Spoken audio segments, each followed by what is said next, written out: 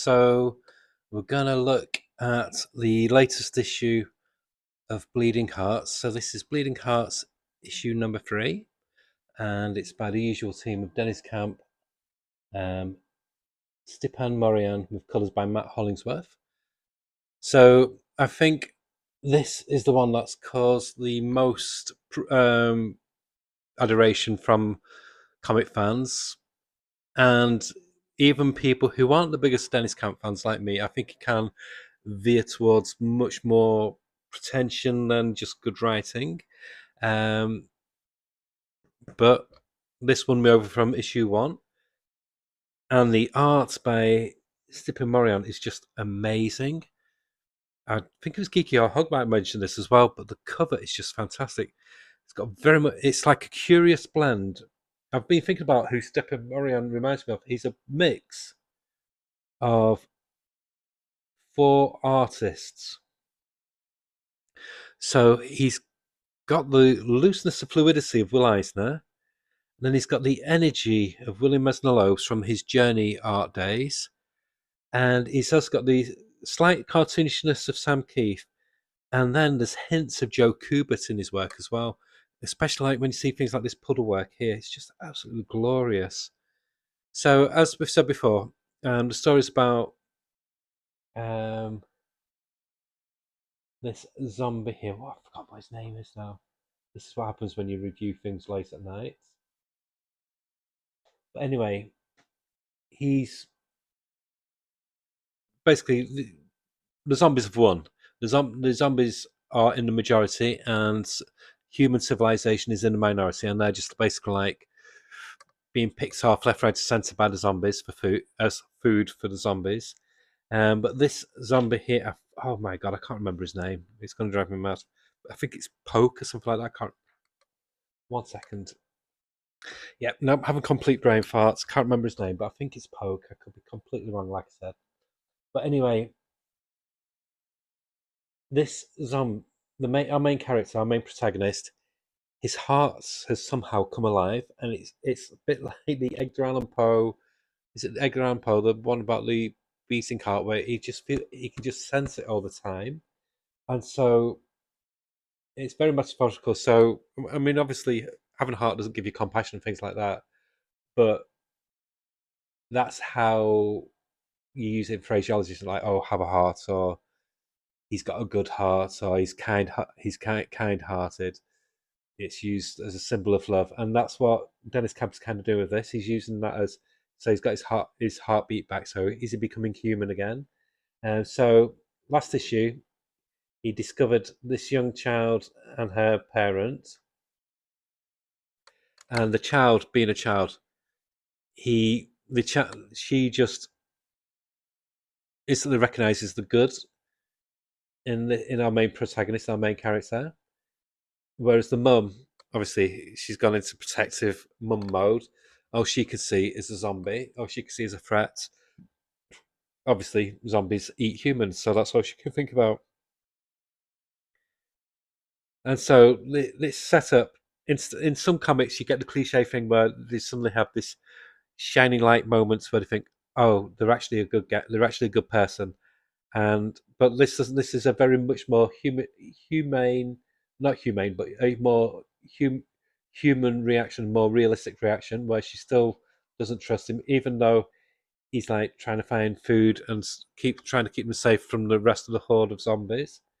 And then we flash to this bit where there's like this big zombie conference, and these are two like the big zombie leaders, and obviously our main guy's best friend realizes that, oh, where's my mate gone? And he goes, oh, what have I missed? And blah blah blah. Tries to make excuses, but there's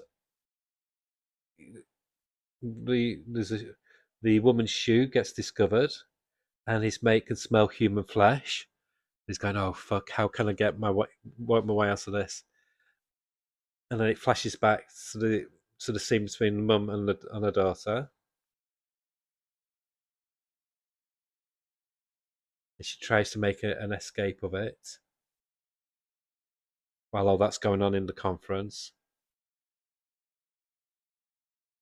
But obviously, like I said, the world is overrun by zombies, so they can only get like a few hundred feet before they encounter more hordes of zombies. This image here is just so striking. It's so almost like dreamlike.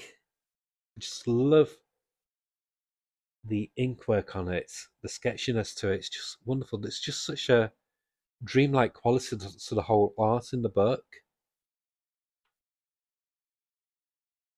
and it shows the. This is really good. This whole layout here. I love this, and it comes to this final panel where obviously her child is unsuspecting, but she's willing to kill both her and her child instead of both being eaten by zombies, turning into zombies themselves. And that just shows in that one page the sheer horror what they live with every day, where it's better to be dead than be one of the undead. But fortunately, rescue comes in the form of our hero, our undead hero. He manages to distract the zombies. And I'll leave it there. I won't go into any more of the plot. But it, I didn't. Just when you think this comic can't get any better, it just keeps on getting better. I don't. I try not to be this generous with scores nowadays because I used to be very, very generous back in the day. But it's a perfect comic. It's a 10 out of 10, all the way from the colouring, the lettering, to the art and the story. Each one of them is just doing some of the best work I've seen in comics currently. I mean, the lettering here is just wonderful. It's got this. It reminds me of comics I used to read, and like underground comics that I used to read, or the old Richard Corbin stuff he used to do with Fantasy Press back in the 80s.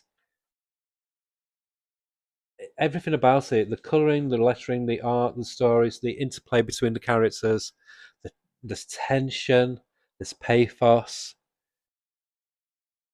The How the hell Dennis Campus managed to make me like a character who's just a zombie is beyond me.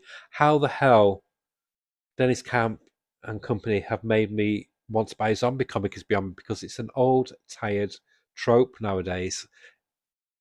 Everybody and everybody's grandma has made a zombie film or made a zombie comic or written a book about zombies. It's a very tired trope now. It's become, I think, say, more overdone than vampires nowadays. But Dennis Camp has managed to squeeze fresh drops of blood out of a tired trope to make it feel fresh, make it feel relevant, make you feel invested in these characters, what you've only seen small glimpses of. It's weird. There's a large scale story with the zombie world, but then you have this smaller story which becomes the focal point, and then you've got the sub story of a mother fighting for her life, but more importantly, fighting for her daughter's life in this nightmarish world. What there's no respite from, there's no rest from. The only time you get respite is if you know life stops. So it's just a masterclass in how to do a comic. This is what makes me so excited with the new DC Vertigo, and what makes me excited with how DC has been for the past year or so. They're just elevating the game of what you can do with mainstream comics. This is just wonderful. It's a 10 out of 10. If you've not been picking it up, do go and buy it. You can still get it. The good thing with DC is they're one of the few big companies who they realize demand, and they don't stop printing the comics until the demand is met, which they've shown with Absolute Batman, and I'm sure they'll do it with things like this as well. So, the highest recommendations. It's a gold star comic, a perfect 10 out of 10. Okay, bye.